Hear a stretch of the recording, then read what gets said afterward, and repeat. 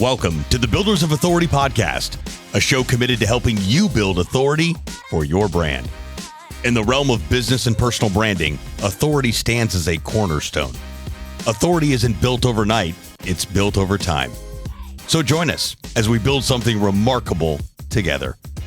And now, here's your host, Adam McChesney. Welcome back, everyone, to another episode of the Builders of Authority podcast. Our title sponsor of the podcast is Go High Level, also known as GHL. GHL is the all-in-one ever marketing and CRM platform that gives you the tools, support, and resources you need to be successful in business. It is a software that I've used personally since 2020, and it's been a game changer for not only our business, but for our clients as well. If you are looking to level up your CRM and marketing game, take advantage of this platform. There is a free and extended 30-day trial in the show notes, along with tons of Builders of Authority and personal branding bonuses. Today's episode is one that I've been really excited about since we got it on the calendar. There are very few people that have such a profound impact over the last couple of years on both my personal life and business as today's individual.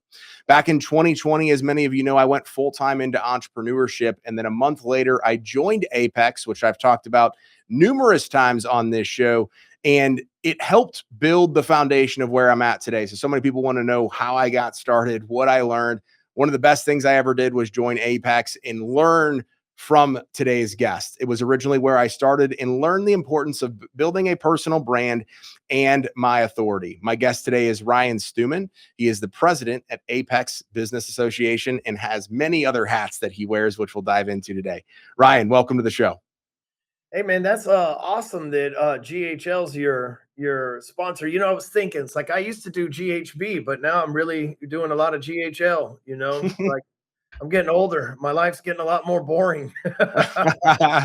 It transitions, and you're speaking at their upcoming events as well. I am. You know, I've never done GHL and crawled through the sunroof of a car so I could go to sleep outside of a bar before, but I have done that on GHB. So, you know, life is drastically different.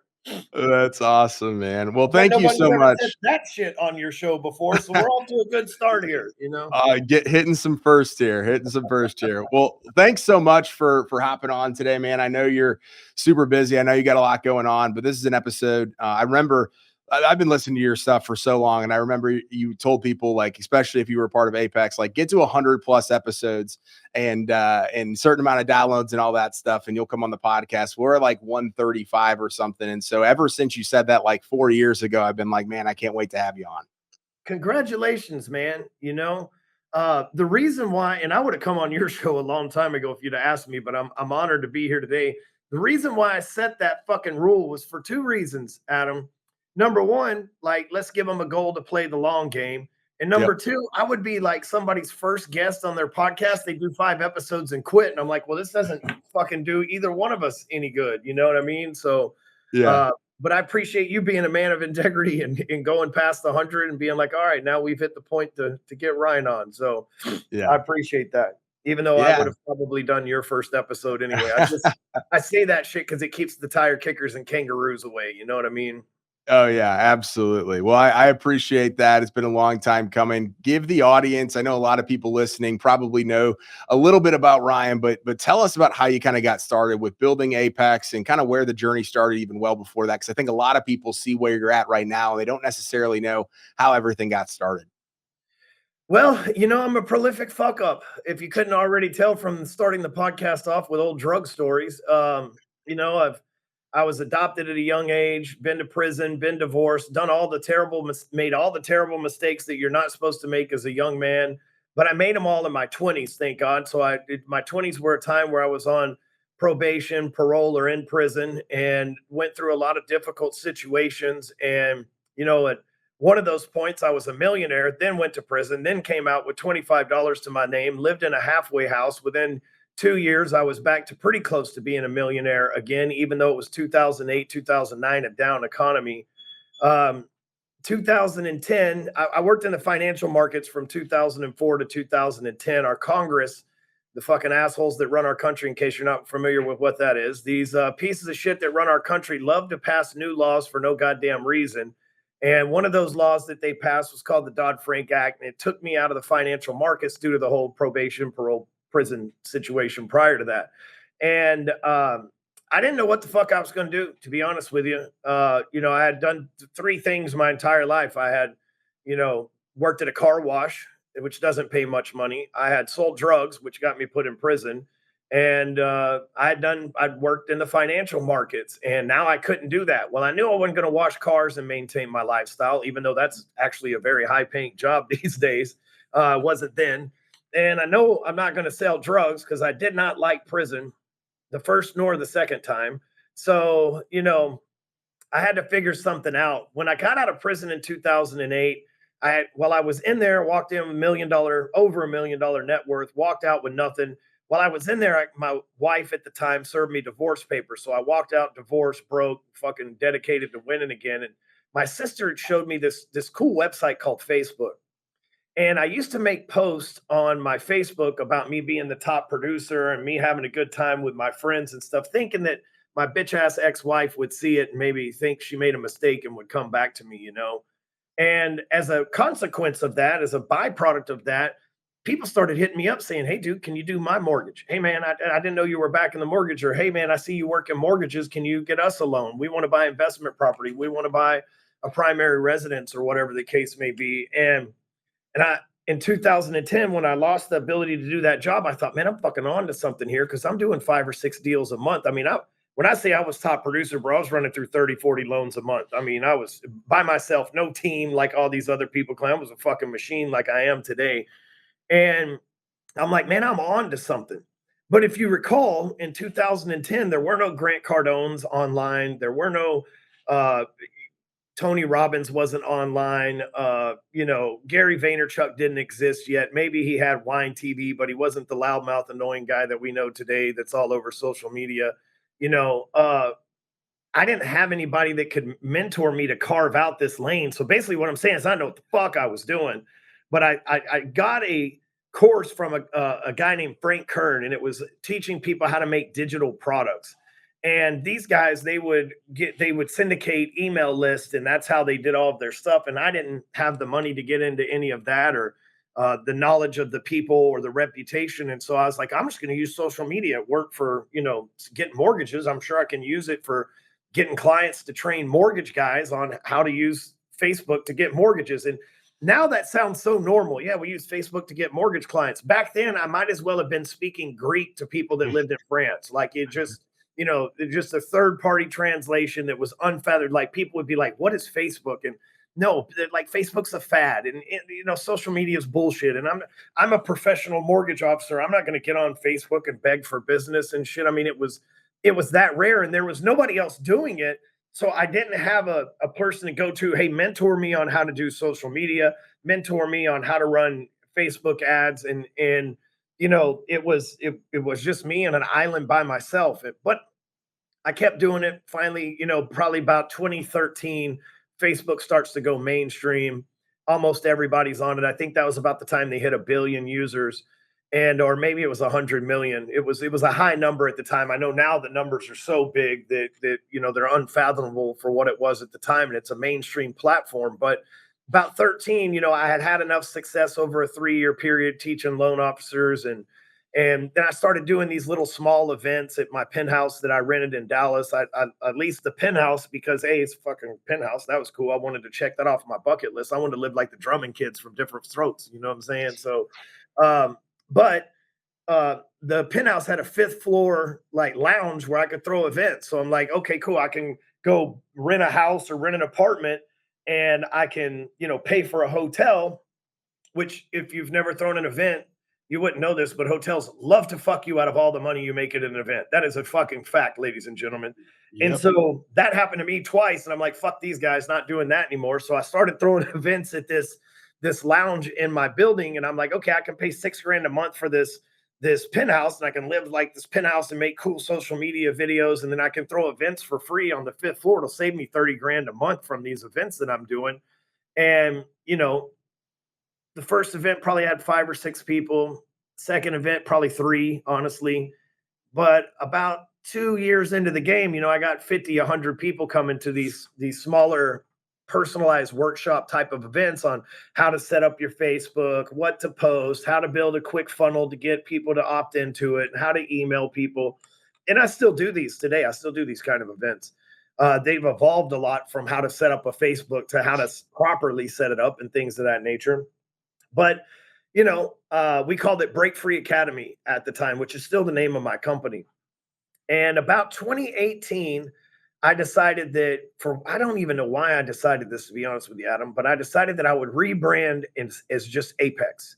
And, we set up different levels and different tiers and made shit a lot more complicated, to be honest with you, on our end, on the back end. But something about that name, and I was leaving Ed Milet's house in 2018, and I'm driving down the street, and I'm riding in the back of an Uber, headed back to the airport, where I would sit next to Tim Grover on a plane. That was actually a pretty cool fucking trip now to think about it. But anyway, I'm like, I didn't know that Tim Grover was going to be in the seat next to me, but I sure wasn't upset when it was him, So, Yeah. but I'm leaving Ed's house and I see a sign that points to, it says Apex. And I'm like, that's a fucking cool name, man. And that name just kind of stuck in my head. And I was like, man, I want to call my network Apex. I don't want it to just be Break Free Academy, because that didn't really resonate. I mean, it was cool, but it kind of started off as like, break free from all these chains that bind you in life and shit. It's like Apex, that's the top. That's what we want to be. That's what we're going to do. And I rebranded it.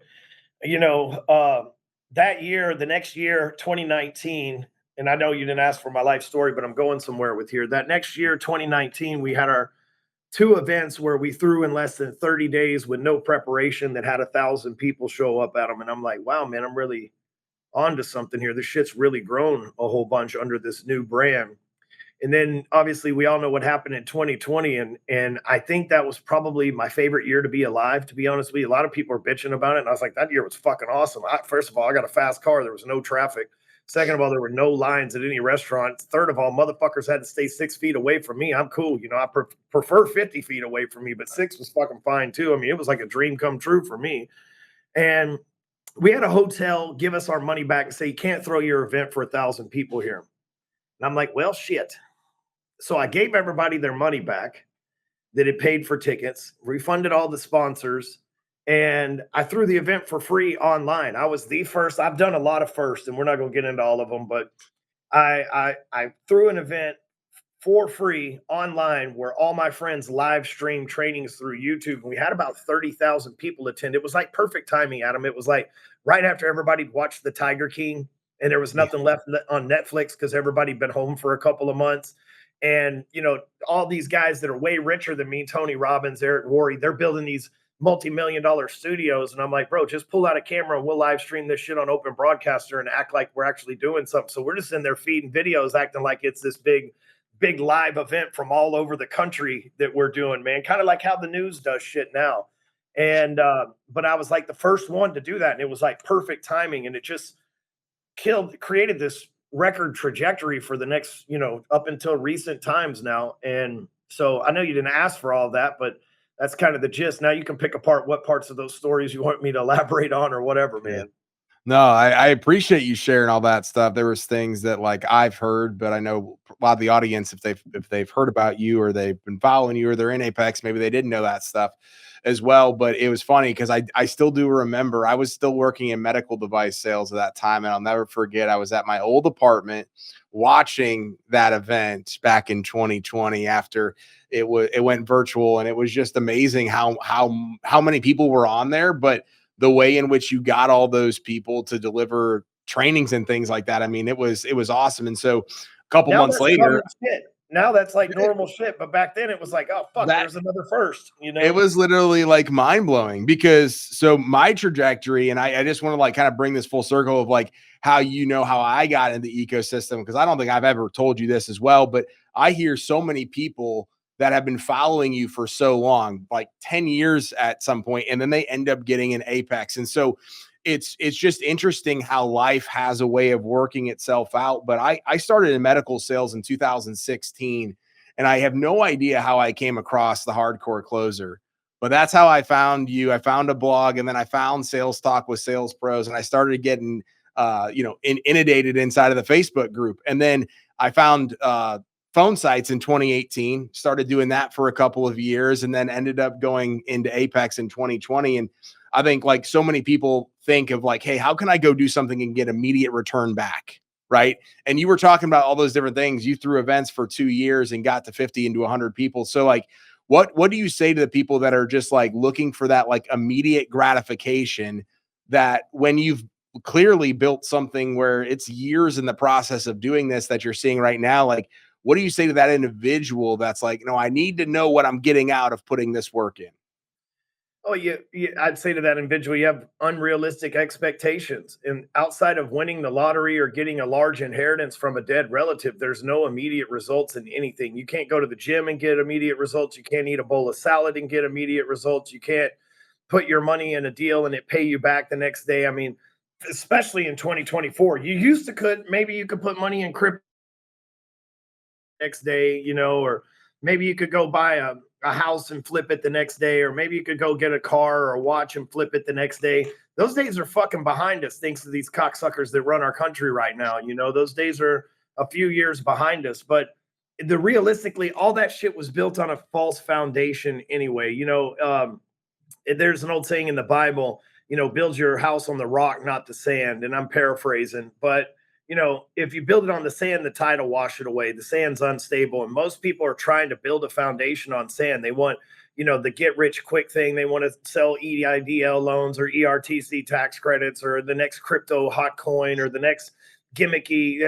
And those people are doomed to be chasing shiny objects over and over and over and over and over and over their whole life. They're never going to have a real foundation. Real foundations are built like this. You dig a hole, you lay some pipes, you prime the pipes and stub the pipes up. You pour concrete on it. You have a mason smooth the concrete out. You wait 3 or 4 days for the concrete, maybe 3 or 4 weeks, depending on what your climate is, for the concrete to dry.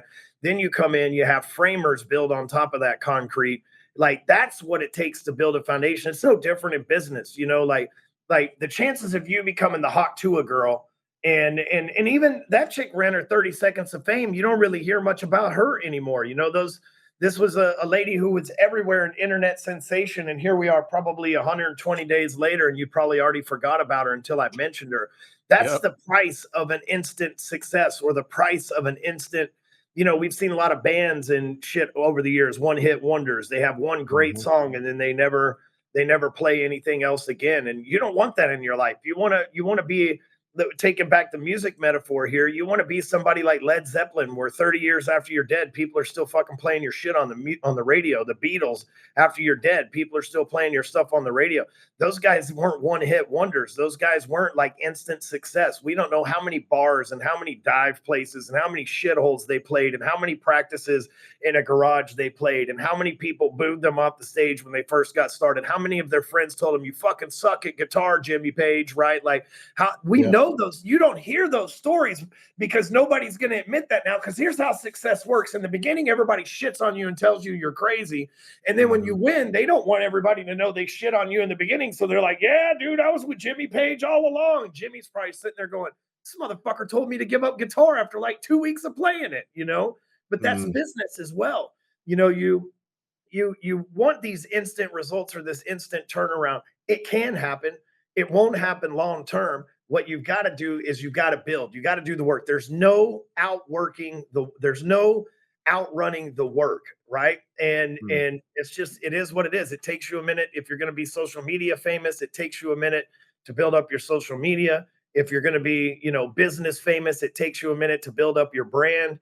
And I don't know anybody who's done it in 12 months. We see an internet full of people. I went 0 to 100 million in 12 months. No, you fucking didn't. Show your tax returns, you lying little week of a fuck you. Show your tax returns. Show your tax returns. Yeah.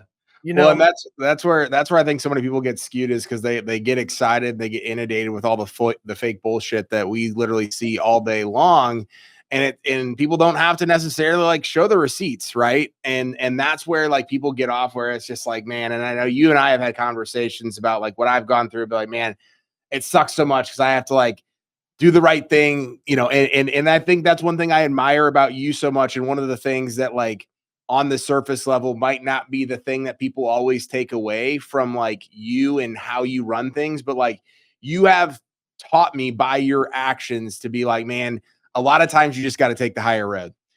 I have paid people off when my partners screwed people over. I have done stuff and went out of my way and delivered on shit that I did not need to go do, but like integrity and my core values are more than everything. And I wouldn't have learned that without being around you. So talk to me a little bit about that. Cause I know at your level, it can't be easy to do that. There's no way that it's just like, okay, hey, I can just go move to the next thing. Like that's one thing that you've instilled in me. And I appreciate you for that. But talk to me about like how that's been such a key piece to your success. Well, when you stand for something like, let's call it integrity, and you say, hey, this is my core value, the people who don't have it will try to pretend that they have it and then try to use it against you when you stand by it. They'll say, oh, you can't trust him, he doesn't have integrity. It's like, motherfucker, you stole $5,000 on the way out of the deal. You know what I mean? Motherfucker, you didn't honor the contract, or whatever the case is. And if they know that's important to you, and this goes for anything, but if they know it's important to you, they'll try to use it against you. Yeah. And in my business, real numbers, I've sold over 83,000 products to people in 14 years. Okay. Most of them coming within the last 5 years. So if I have a 99.7% success rate, that means that, and first of all, in business, you're never going to have 100% success.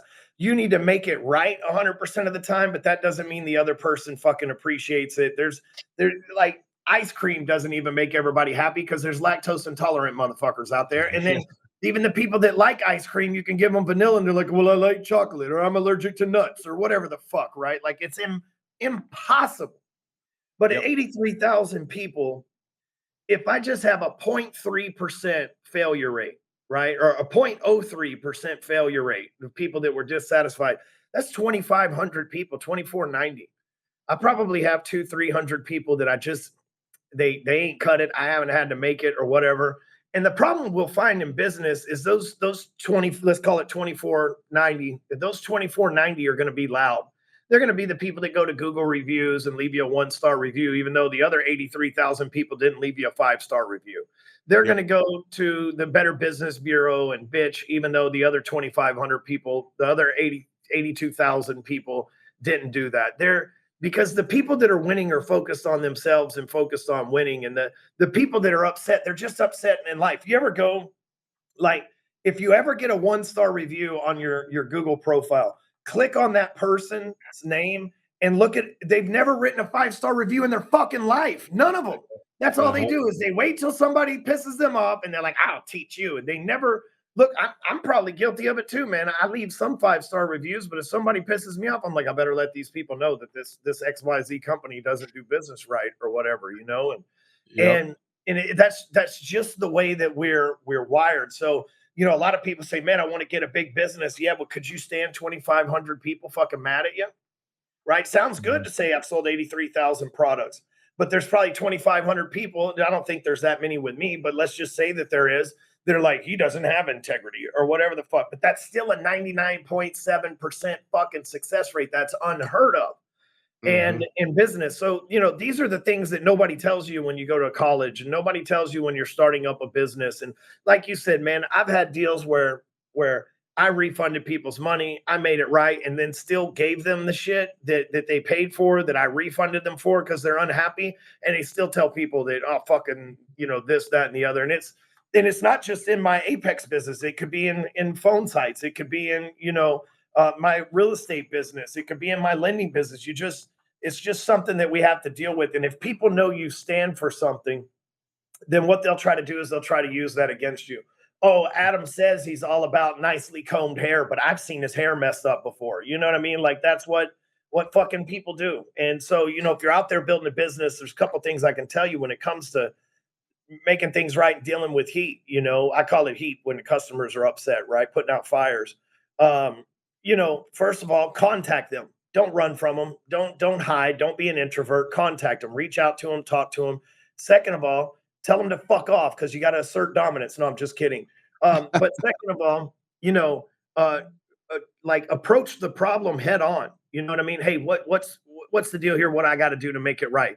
9 times out of 10, they'll give you realistic expectations to make it right.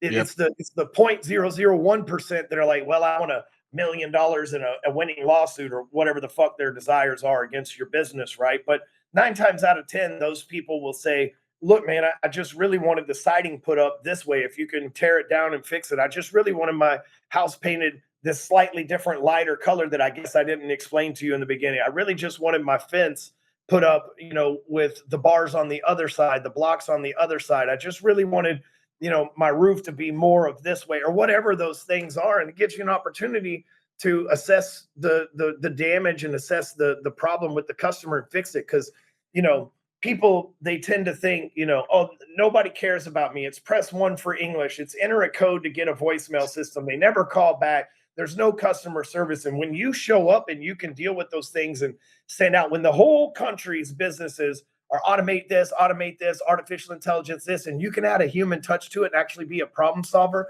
you're actually a mad customer can oftentimes turn into a raving fan. I had a mad customer. I won't use the word mad, but I had an upset customer. I had a salesperson overpromise and underdeliver on some shit. I fired the salesperson, and I had a customer that was upset. She reached out to me. I talked to her. I ended up selling her more shit, and I wasn't trying to sell her anything, but she's like, well, shit, I actually enjoy how you handled this. Can I buy some more shit from you? And then I said, yeah. And on top of that, I'll get on a call with you and I'll help you out with your problems. That person's probably going to be my biggest cheerleader for the next year, because she's like, hey man, when shit was fucked up, he actually contacted me himself, made it right, went above and beyond, and did more than what he was actually qualified to, or more than he was like called to actually do for me. That's my guy. I can trust him. So when I watched cars at him, I used to play this game, piss them off in the back, make them love you in the front. Like when they were in the vacuum lines, they would get out of their car and I go, sir, I need you to get back in your car and pull up here, please. They're, motherfucker, and like they would get back in the car and pull up, and I'd open up the door for them. And I'd be like, all right, appreciate you. And they'd be like, yeah, whatever. You couldn't have pulled it up. No, you were standing right there, sir. I'd say some smart ass shit to them. Then by the time they went through the car wash tunnel and got out front, I'd wipe off that same car, make sure it was spotless, open the door for them, wipe off their window as they rolled it up and be like, man, thank you so much. Have a great day. They'd always give me a $5 tip. Man, you guys are fucking great. They were pissed off 30 seconds ago, but by the time I made it right in the front, and so a lot of times people run from that customer heat or making something right, and it's never as bad as we imagine in our head. And it's an essential part of business, and it'll actually make you stand out and win more often these days than doing what 99% of people do, and running to social media talking shit about their customers or who they used to work for or whatever the company is, and then or just not doing anything and avoiding phone calls, man. I don't love heat, but I'm good with it because I try to make it right, And sometimes if they have unrealistic expectations, I'd be like, Adam, that's fucking absolutely crazy that you would even ask me to do that for you. Let's just, what do you really want here? Yeah. Yeah. Well, and I think that's part of the crazy part about social media is so many people say, hey, like, go run this business, go become an entrepreneur, leave your job, make X amount of money. And then they don't talk about the reality of what comes with having a business, with having customers, with having upset customers, with having core values and building a team.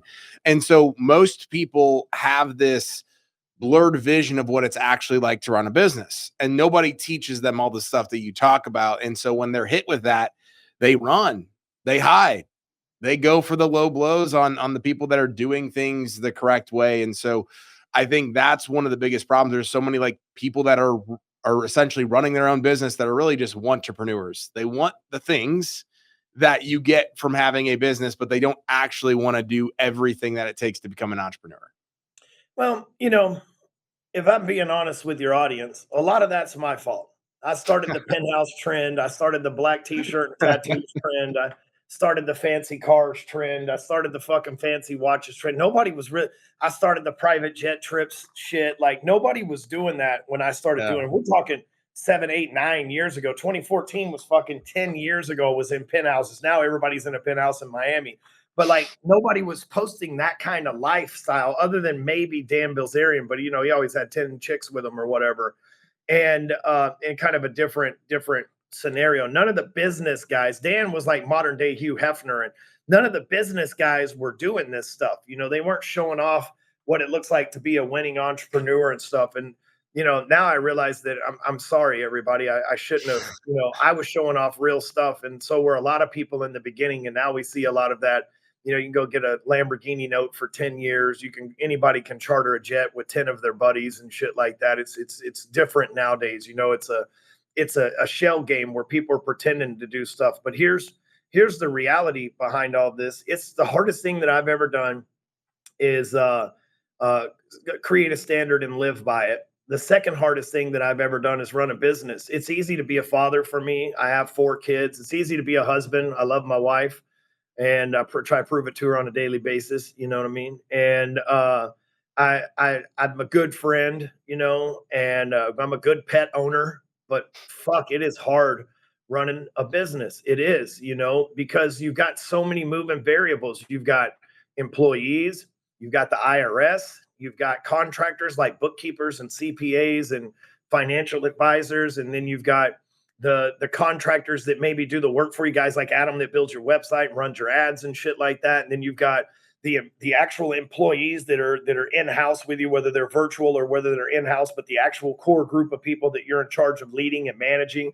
Then you've got customers of all shapes and sizes and mindsets. And, you know, I'm listening to Andy Frisella yesterday, and he said, I used to make the mistake of thinking when somebody wasn't doing something, they were lazy when they worked for me. And it caused me a lot of anger. And, you know, I would get angry at them. And I realized that most people, they just think differently than the next person, right? So integrity to me might mean integrity, something different to you. I'm talking to a guy a couple weeks ago, and he says, you know, you tell everybody you're sober, and you know, but you drink. And I said, first of all, I don't fucking tell anybody I'm sober. I said I quit smoking weed 300 days ago. That app is called I Am Sober, so it says I am sober 300 days, but that's just a screenshot from a fucking app, bro.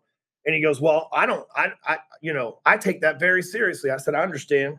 And he goes, well, I don't think you're the person in real life that you are on stage. And I said, I'm absolutely that fucking guy in real life that I am on stage. And he goes, well, you know, I want out of my contract because, you know, you telling people you're sober is a lack of integrity. I said, I just told you, I don't tell people I'm sober. I told them I quit smoking weed. There's a big fucking difference. Occasionally I'll have a drink, but I'm not tracking drinks. Goddammit. I'm tracking the days that I quit smoking weed. And I didn't promise you in our business contract that I wasn't going to smoke or fucking drink. What the fuck do you care if I do it on my own time, as long as I'm delivering the deliverables in our contract? And he goes, man, I just want to break the contract. I don't think you have integrity. I said, I don't have integrity. I'm doing everything in our contract. I never shook your hand and promised you I wouldn't cheat on my wife. I wouldn't fucking do heroin. I wouldn't fucking be a crackhead. None of that shit's in our agreement. Had you asked me about that, we could have maybe put it in there. But since you can't just be bringing up outside of the box shit saying that I lack integrity because I've done everything that I fucking promised to you, you lack integrity. You're the one trying to break a fucking contract that I've delivered on. But that's the kind of shit that you deal with. And I'm like, first of all, if I was just a company and you didn't know who I was, you wouldn't know if I smoked fucking crack in the nighttime or not. At least I'm transparent enough to be like, I used to have a weed problem and I quit smoking the shit. You know what I mean? Yeah. Like but that's the shit that we deal with. And it may come in a different form for other people listening to this show because they're not a public figure like me, but it still is like, and especially if you're a public figure, people put you up on some kind of fucking pedestal. Look, dude, I belong under the bar. I don't belong on a pedestal at all. I said in the beginning of this show, I used to do GHB and not GHL. I said in the show, I've been to prison, divorce. How the fuck could you assume that I'm going to be a perfect specimen of a human after hearing that backstory? Right? Yeah. Like after knowing the guys come from prison, divorce, adopted, bunch of other shit I didn't even tell you fucking guys because we didn't have all day to go through it. Like, how could you think that guy is going to have all the fucking answers? That's on you for fucking assuming. But that's the shit that we have to deal with as business owners. And you'll have employees, and I use this a lot. You'll have an employee that comes in and they're like, dude, I want to live by standards. I want to live by core values until you hold me to them. Until you actually make it sounds good. I want to work out with David Goggins, okay? You know what I'm saying? But I watched a video the other day of a guy that worked out with David Goggins, and they're on the Stairmaster, and the Stairmaster has those rails, and the guy kept grabbing the rails, and David kept hitting him saying, let go of the rails, let go of the rails, get off the fucking rails. I'm like, you think you have a standard until you meet somebody whose standard's up here, and they're telling you that the Stairmaster ain't enough. You got to let your hands off the rails. That's the equivalent of somebody saying, yeah, I want to come in and be a sales guy. Cool. Make 100 dials a day, set 5 appointments a day, and close $3,000 in sales a day until they pick up that phone. Then they want to hold the rails again. You know what I mean? 100. Oh, bro, we were making like 20 at my last job. This ain't your last job, motherfucker. You know, oh, what do you mean? I can't promise them that we'll do this above and beyond. That's not what we do here, you know? And so it's difficult and it's hard. And I hear this, it's not just me, it's you, Adam, it's fucking every other business owner out there. We get sold this dream on social media that I'm gonna make $100 million in 90 days on a 4-hour work week in front of a Ferrari with a jet parked behind me and a mansion and a penthouse. And then month 2 comes around and you're like, fuck, I made $2,500 this month and I have 3 pissed off clients. Fuck. Because that's reality, you know? It is. Yeah, no, it is. Well, man. If we could just shorten that rant down into 90 seconds, that'll make a hell of a fucking on Instagram. I'm just saying. It'll be awesome. It'll be awesome. I'm excited I'm excited for people to hear this episode. I know like it's been an episode I've been looking really, really forward to, man. You did an incredible job as I knew that you would, but I appreciate just your willingness to like share your story, share the ups and the downs and everything that's in between, because that's really what the reality of all this is. And that's really what the reality of building authority is. And I think so many people, even in my 4.5 years of doing this, people have followed me the last 3 months, 6 months, and they're like, wow, like I've only known you go from here to here. It's like, yeah, but you don't know the shit and the years even before I got started of where I'm at right now. And so this was a great episode to be able to kind of bring a lot of that full circle, get to know you obviously on a deeper level as well. But Ryan, I really appreciate you coming on. Any last pieces of advice for the entrepreneur, somebody that's looking to build authority and dominance inside of their industry? Yeah, you know, you build authority and dominance in your industry by being real. You can only fake it to make it for so long. Just be real. You know, use me as an example. I got on here and I didn't tell you how rich I was. I didn't tell you how fucking great life is. This is why people are attracted to me, because I didn't tell you my numbers other than the amount of clients that I've had, to use some math for you guys. Like, you don't have to be this fake, nobody thinks that life is full of rainbows and sunshine. Nobody's living that life, right? Like, nobody, from Jesus all the way up, right? Nobody's living that life. But I will tell you this, in every story, in every movie, in every book ever read, there is everything's okay, everything gets fucked up, and the hero always sees it through the end to make it okay again. So you might be in one of those 3 chapters of the book, the part where it's fucked up, the part where it's okay, or the part where you're winning for now, because there's always another, you know, we see that curtain fall happily ever after, and we don't see the sequel of what happens next, right? But if your life wasn't filled with challenges and struggles, nobody would give a shit to watch the movie about your life anyway. None of us are going to movie theaters or buying books where everything is A-okay, trust fund kid, never works, tons of money, never had a problem in his life. No. Like, life is all about the story. And if you're in a part of the story that's fucked up, that's the best part of the story, the best part of the movie, the nail biter. Will he pull it off? And you owe it to anybody who's ever doubted you, anybody who ever thinks that you won't make it. And you owe it to God himself to see it through the end and win and each challenge that comes your way, because that's what makes the greatest story of your life. And that's what builds authority and dominance in any industry, whether you're a fitness trainer or you're a rancher or a roofer and everything in between. The struggle is the one thing that nobody talks about, but it's the most attractive thing in every story that we watch of any historical fucking person, real life or character that's made up, right? Every one of them. Batman almost gets his ass whooped by, you know, the Joker. That's the best part of the fucking movie, you know? Spider-Man gets put in a cage and can't escape from it. That's the best part of the movie, you know? So if you're in that struggle right now and you think, oh man, I don't feel qualified to lead, I don't feel like I should be an authority because I'm going through XYZ struggle, man, share that story with your people, because that's what they want to fucking read anyway. Yeah. Couldn't agree with you more. That's a great way to end the episode, man. Thank you so much. Where can people stay connected with you online? Where's the best place for people to follow you along? I'm old school, so I got the blue checks from a long time ago. I've only got 2 profiles, man. I've got Hardcore Closer on Instagram. I am never going to DM you selling you crypto or Forex. That shit ain't me. Same thing on Facebook. I'm Ryan Stewman, blue check only. I will never have a second profile. I'll never have a backup page. None of the shit that goes like that when you're at my level. But, you know, you can always DM me there. You can tell me you enjoyed the show. You can tell me, you know, how perfect Adam's hair was in this episode. Whatever you want to say, man. I answer my DMs. That's really me. It's not a bot. It's not a virtual assistant. So let me know if you enjoyed the show. Yeah. Well, thank you so much, man. Like I said, it's been something I've been looking forward to. I appreciate you leading the way and being the example. And especially when times are tough, man, that's one of the things I admire about you the most is just the way you hold yourself, have those core values, live by them, and take care of people that take care of you as well. So I appreciate that. And thank you so much. You're welcome, sir.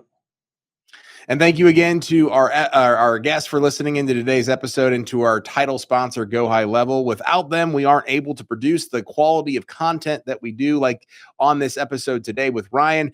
Check out for a free and extended 30-day trial with tons of bonuses in the show notes. Make sure as well to leave us a 5-star review. We're making a big push for reviews, and it definitely helps move the needle. And remember, authority isn't built overnight. It's built over time. We'll see you next week. Thanks so much for tuning into this episode. We sure do appreciate it. If you haven't done so already, make sure you're subscribed to the show wherever you consume podcasts. This way you'll get notifications as new episodes become available. If you feel so inclined, please leave us a review. We sure do appreciate it. Until next time, friends.